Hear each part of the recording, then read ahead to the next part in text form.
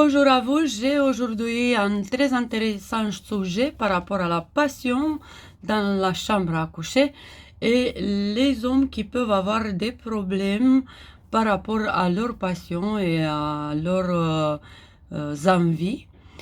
Du coup, c'est chaque signe qui peut avoir une prédisposition par rapport à chaque spécifique année et je me suis proposé j'avais envie de vous dire tout ça, de vous expliquer parce que j'entends de plus en plus des nouvelles comme ça, des hommes qui veulent plus avoir une vie passionnelle dans la chambre à coucher, qui ont des problèmes de virilité, de masculinité qui sont pas très ok.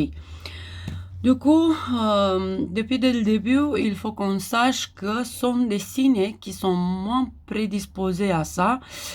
C'est surtout le taureau, le bélier et aussi le verseau et le poisson.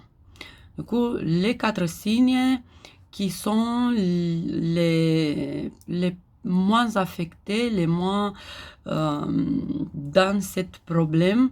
Et on parle ici des hommes. Ok, on a bien compris ça. Du coup, si vous êtes verseau avec ascendant verseau, vous n'avez pas de problème comme ça. Mais on a après un deuxième, dans le top 3, le deuxième catégorie, où ce sont des signes qui peuvent avoir des problèmes, mais pas trop. Ça, c'est les Capricornes, les Sagittaires, les Scorpions et les Balances.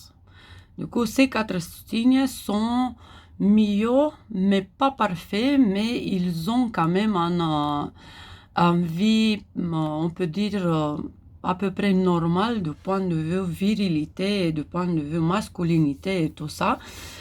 Et après, on a les quatre autres signes qui sont les plus affectés. C'est le Gémeaux, le Cancer, le Lion et la Vierge qui sont de moins en moins intéressés par la passion de chambre à coucher, qu'ils peuvent souffrir un peu plus que les autres, qui peuvent avoir des problèmes dans un âge assez jeune. J'ai entendu par exemple des hommes qui ont des problèmes comme ça à 39 ans, 40 ans. Du coup, c'est un petit peu un problème. Et l'idée, c'est qu'à partir de ces trois catégories, on peut avoir un Gémeaux, ascendant Gémeaux qui est pas trop bien du point de vue virilité, mais on peut avoir un Gémeaux, ascendant Sagittaire qui est pas du tout dans cette idée, qui souffre pas trop des problèmes de virilité. Et là, je veux vous dire à chaque signe l'année qui a pu bloquer en vous la masculinité, la virilité et que vous devez penser à ça, vous devez accepter si vous avez à travailler quelque chose et il faut se mettre à soigner si c'est le cas, si c'est besoin. Du coup, pour les béliers, l'année qui a pu vous faire des problèmes, c'est 2020. Pour les taureaux, l'année qui a pu faire des problèmes, mais je reviens, les béliers et le taureau, c'est le moins possible à affecter. Du coup, 2005 pour les taureaux. Après, pour les gémeaux, déjà, on a 2 ans qui n'ont pas été très OK pour vous. C'est 2008 et 2022. Pour les cancers, on a 1993, 2007 et on va avoir 2025. Prenez des mesures avant que ça arrive. Après, on a pour le lion 1995, 2010 et 2024. À vous de voir, vous êtes là dans la situation. Il faut se débrouiller, il faut comprendre, il faut travailler sur vous.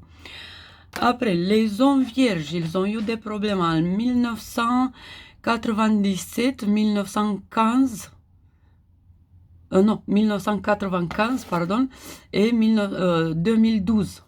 Du coup, les hommes vierges, faites attention par rapport à des années comme ça et remettez-vous si c'est besoin. Après, les hommes balance, faites attention, 1997 et 2014, si jamais ça c'était quelque chose qui a bloqué vos envies, vos virilités. Les scorpions, faites attention, les années qui n'étaient pas les meilleures, c'était 1999 et 2016. Aussi moins affectés les Sagittaires, ils ont eu 2 années aussi, 2001 et 2016. Les Capricornes sont, comme les Verseaux et les Poissons aussi, juste un peu affectés, c'est 2018. Pour le Verseau aussi, et pour les Poissons, c'est 2003. Du coup, ça, c'est des années quand mes chers signes de zodiaque de genre masculin, vous pouvez peut-être que vous avez eu des soucis du point de vue masculinité, du point de vue virilité.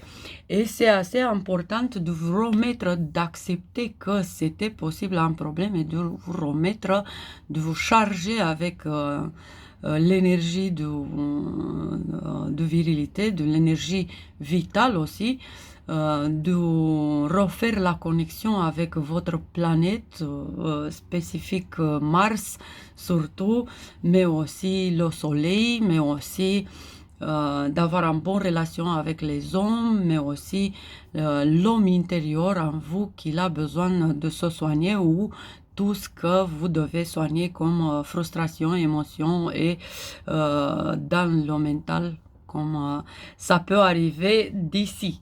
On sait bien que c'est là où ça fonctionne aussi le système,